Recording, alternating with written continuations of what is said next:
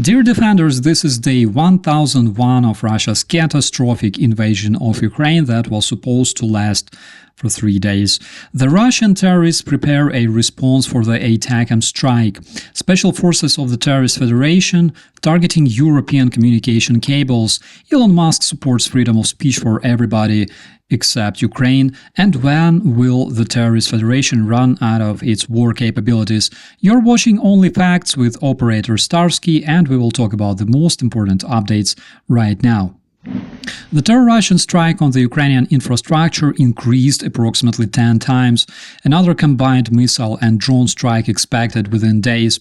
Ukrainian citizens are facing the upcoming winter. In the meantime, the blackouts were reported all over the country since Sunday. Do you remember that cringy Russian social ad about starving Ukrainians eating home pets being punished by the Russian terrorists for willing to join Europe? Well, it didn't happen so far, but the Russian chauvinists do all they can, launching up to 100 kamikaze drones against Ukrainian cities every single night. All I can say is that the Ukrainian air defense saves the day. They are absolutely legendary, as well as our European and American allies. As for the frontline updates, in Kurakhove, Russian invaders attempted to cross the river, but got toasted by the 46th Air Assault Brigade. The active combat continues in Kurakhove as well as in Chasiv Yar, where the Russian invaders managed to enter the city, and also in the outskirts of Pokrovsk. In case daily Russian losses look impressive to you these days, we can expect them to grow even more before the next week, because the terrorists will attempt to reinforce their tactical success in Chasiv Yar and push towards Pokrovsk as fast as possible, ignoring the casualties. Several embassies, including Italian and Greek embassy, closed today in Kyiv, anticipating a terror Russian ballistic strike. Information emerged on Russians allegedly preparing to launch a ballistic missile on the capital of Ukraine. This information is not confirmed, so please consider this a possibility rather than a fact. But another rumor which emerged in the media talks about the Russians preparing their experimental missile RS-26 Rubizh with 1.2-ton warhead. This missile can be launched apparently as a revenge for the ATACMS strike on the Russian ammo storage in Bryansk Oblast. The ammo storage located in the Russian town of Karachev serves as one of the biggest ammo depots, feeding the Russian terrorist troops in the Kursk region, as well as the DPRK troops deployed there.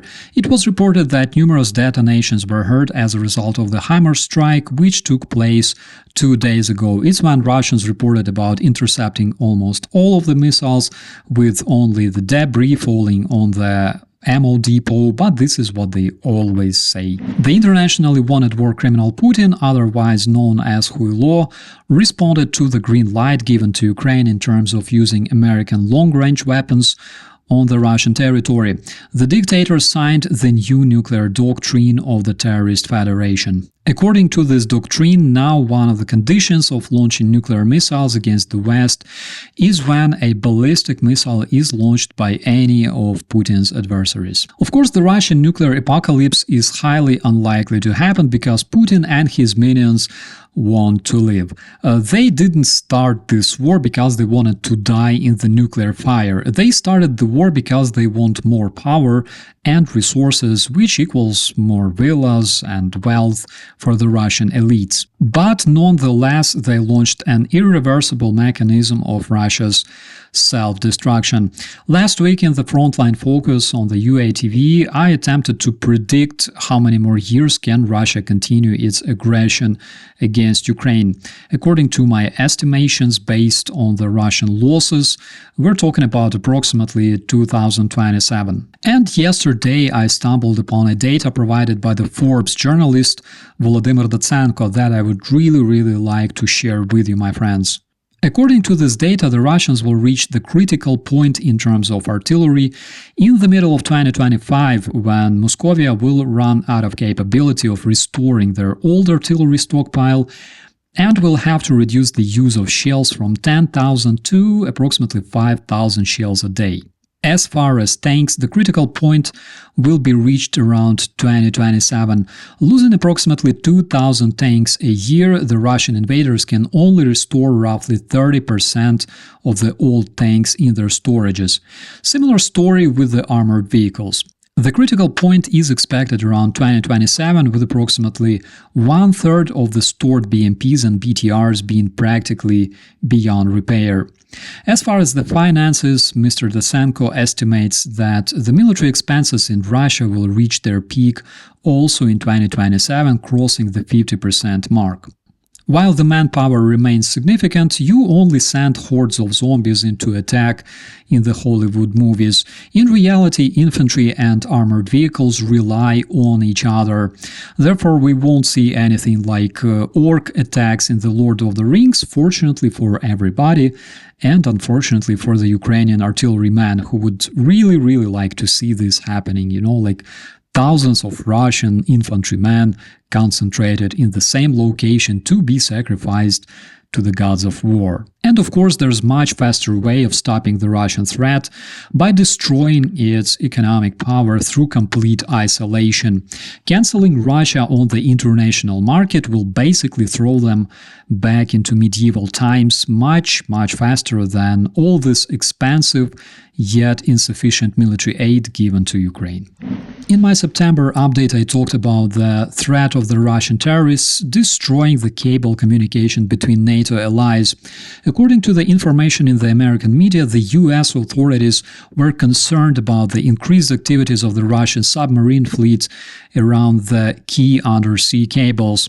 2 months later, just a couple of days ago, it was reported that 2 cables connecting Finland and Germany, also Sweden and Lithuania, were suddenly cut. According to The Guardian, the Russian reconnaissance ship Yantar has been spotted using drones in the area where international undersea energy and communication infrastructure is located.